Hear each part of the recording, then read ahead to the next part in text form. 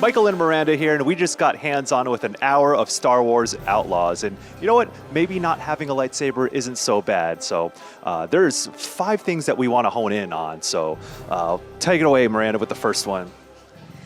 Wordle.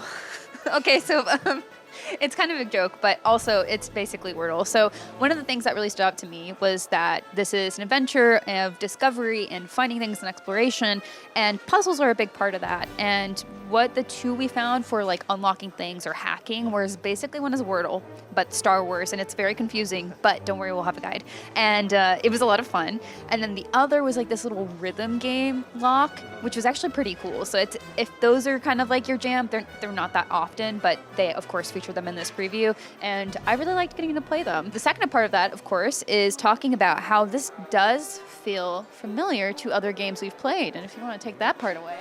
Yeah, I think that the elevator pitch for this would be, if someone on the street asked me what Star Wars Outlaws was, I would just be like, Star Wars, but Uncharted or Tomb Raider. And I think that's a fair assessment. That's what they're going for, but I think this is a very good version of that. They're doing a lot of the right things, and I think there's still like some rough parts here and there. Of course, the game's still an early build that we're playing, but I really like that they're really keying in on the things that you find familiar about those things, but making it Star Wars. And, you know, sometimes that's just what people want. Like there's action, there's shootouts, there's stealth. Like we're talking about the different puzzles that are kind of interspersed between the action, gives it a little bit of like breaking the pace, and putting that in the context of Star Wars, where you're going from planet to planet, all these different cultures and cities, and getting into all kinds of trouble as a scoundrel. I think this style of game is suited for what Star Wars is about, or can be about. The third thing was that we got a nice little companion Nyx, the little axolotl cute critter that just like rides on your back. Sometimes companion characters can be really annoying, especially if they're animals and they're like really trying to play it up and be like, look how cute. And I love cute things, don't get me wrong. We love cute things. But are they helpful? And are they unobtrusive? And the answer is yes, at least from the hour we played. I play a lot of games where there are companion things, and if they just make too many noises, it can be really annoying and also really distracting if you're trying to focus on something or listen to a conversation around the corner. And good news is that Nyx is wonderful. Like, I loved sending Nyx out to just go distract the stormtroopers or other enemy guards that were just like hanging out, and they're so mean to him though. I was like, no, don't shoot him. But yeah, I'll go grab stuff for you, so if there's something kind of out of the way where you don't want to necessarily go sneak into, you can just say like, Nyx, go get it. Nyx will also help in combat, and go retrieve weapons. Like, I just put myself down in a corner where you're supposed to just like run, but instead I was like, I'm standing my ground. And Nyx was like, I brought you another massive blaster, and like, thank you, my sweet pet.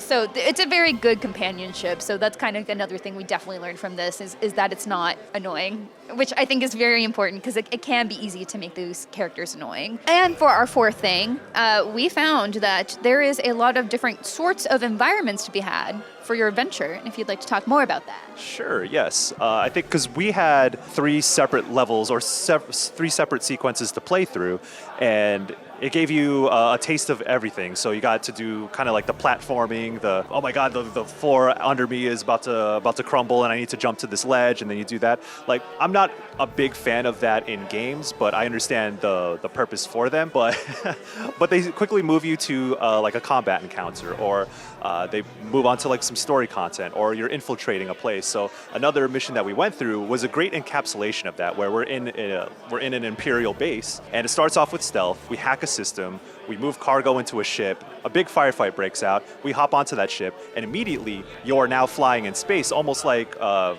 Star Wars Rogue Squadron all of a sudden. And then from there, you get into some space dogfights, and then from there you immediately land on Miranda, I think is like the home planet, or the city on the home planet, yeah, and then you seamlessly land on there, no load times. So there's also a seamlessness to all this variety, and it goes from one thing to another. So you never feel like, oh, I'm stuck doing 20 minutes of one thing. And then from there, you're just in this city with a whole bunch of people and things happening, things marked on your map. And I think that's just like a good example of what Star Wars Outlaws is capable of doing. Yes, which brings me to number 5, which there's just a lot to do, which as a guides person, like that's super exciting and also intimidating, but mostly exciting. So even going back into the space combat, like I popped open the map and it's like, there are 15 treasures to find. And I was like, in all this debris?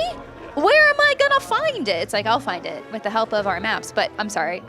You gotta let me have a little bit of this, guys. I don't get to be on camera often. But anyway, to the point, there is a lot to like find and do, and also people to make angry, which I could have said in a worse way, but I said make angry, because you want to befriend these people, these different groups of criminal organizations. You have reputation rankings with them, and raising your reputation awards you different treasures and I'm sure other benefits as well. Like there's a lot to find, a lot of side quests. I think when I was peeking around in the map, like there are experts that you go to get like different skills and other things upgraded. So like until you find these people, until you explore it, you don't get the full, I think, scoundrel immersiveness that you could have. But you can also like probably mainline it a bit too. And so I think the promise of there being a lot, like I saw like there's charms to find, you know, you have outfits, you have your primary blaster that you can change around, you know, it has its, you know, stun function, it has an ion blast. And so I think there's just a lot there to dig into. And I definitely love finding things, and